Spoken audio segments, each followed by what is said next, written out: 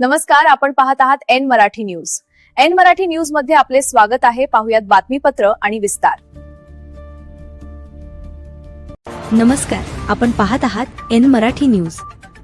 पिंपरी चिंचवडमध्ये भटक्या श्वानांचे रेबीज लसीकरण सुरू.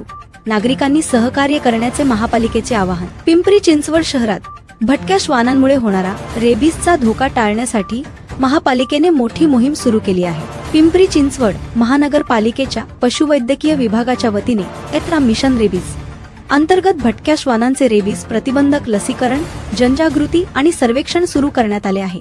या मोहिमेसाठी WVS संस्थेचे कर्मचारी शहरातील विविध भागात जाऊन भटक्या श्वानांचे लसीकरण करत आहेत.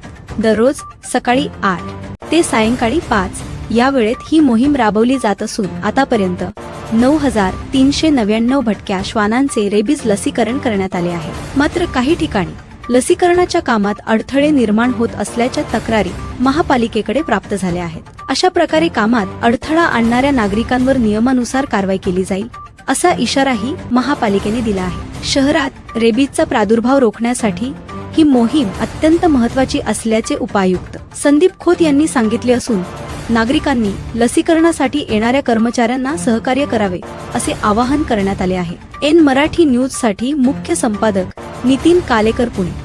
अशाच ताज्या आणि विश्वासार्ह बातम्यांसाठी पाहत रहा एन मराठी न्यूज. व्हिडिओ आवडला असेल तर लाईक करा, शेअर करा आणि आमच्या चॅनलला सबस्क्राईब करा.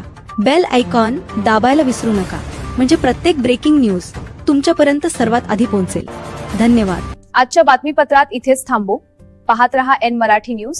बातमी आवडली असल्यास चॅनलला लाईक, शेअर आणि सबस्क्राईब जरूर करा. धन्यवाद.